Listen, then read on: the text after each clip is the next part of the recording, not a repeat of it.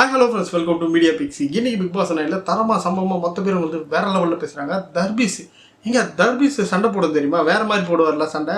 இன்னைக்கு பார்த்தா பாயிண்ட்டாக புட்டு வச்சு கீழிக்கிறாரு. ஏன்னா திவ்யா கணேஷ் எல்லாம் நீங்கள் யாருங்க சொல்கிறதுக்கு, என்ன வெளியே போக சொல்கிறதுக்கு? அதை பிக் பாஸ் சொல்லிட்டுங்க, நீங்கள் ஏன் சொல்கிறீங்க அப்படின்லாம் வந்து வேற லெவலில் பேசுகிறாரு. ஏன்னா இவங்க போனவங்க வந்து இவங்களை போட்டு அடி பார்க்கணும் பார்த்தா இப்போ போயிட்டாங்க, அவங்ககிட்ட சம்மடி வாங்குறாங்க.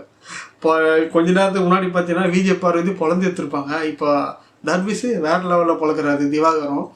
ஏன்னா உள்ளே போய் மாட்டிக்கினாங்க அவங்கன்னு தான் சொல்லணும். ஏன்னா இவங்க போயிட்டு கேமை வந்து ஆடாமல் அவங்களுடைய இதெல்லாம் சொல்கிறேன்ட்டு அவங்களோட பாயிண்ட் எல்லாம் சொல்லிட்டாங்க.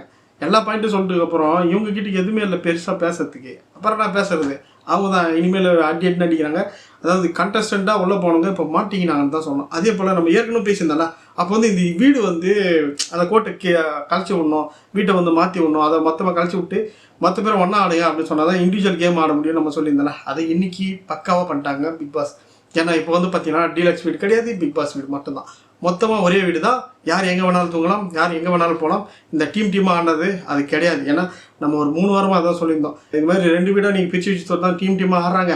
இந்த 2 வீடாக இருக்கிற கான்செப்டை முதல்ல உடைங்க, அப்போ தான் இண்டிவிஜுவல் வரும் அப்படின்னு நம்ம நிறைய வாட்டி பேசினோம். அது இப்போ பிக் பாஸ் வந்து வேறு லெவலில் சம்பவம் பண்ணிட்டாங்க.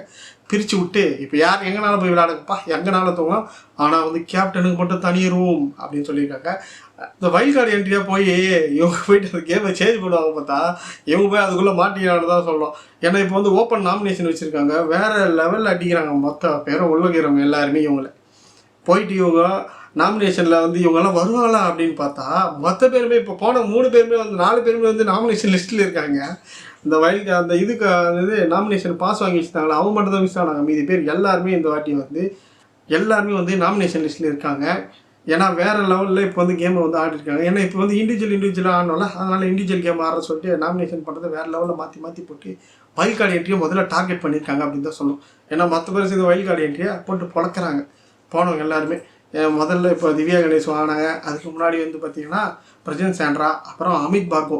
அவர் வந்து உள்ளே போய் கத்தாதீங்கன்னாரா, அதே வந்து சபரி வந்து சொல்லியிருக்காரு, ஏங்க இதே தாங்க நாங்களும் சொல்லிக்கிறோம், உங்களுக்கு வந்தால் ரத்தம் எங்களுக்கு வந்தால் தக்காளி சட்னியா அப்படின்ற மாதிரி வந்து பெரிய விஷயமா பேசுறியா, நாங்களும் கத்தாமதமாக இருந்தோம், இந்த மாதிரி சண்டை வந்தால் கத்தி தான் ஆகணும் அப்படின்ற மாதிரி வந்து.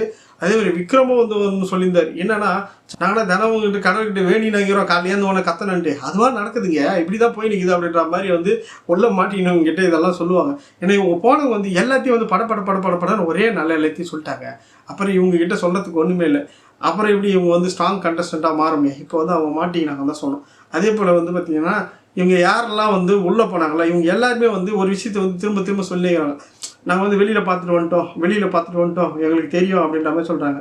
நீங்கள் வெளியில் பார்த்துட்டு போனீங்க தான், அது எல்லாத்தையும் தான் சொல்லிட்டீங்களே, அவ்வளோதான் முடிஞ்சு போச்சு. அதுக்கப்புறம் நீங்கள் வெளியில் பார்த்துட்டு வந்துட்டு எத்தனை வாட்டி சொன்னாலும் அவங்களுக்கு ஒன்றும் புரிய போதில்லை.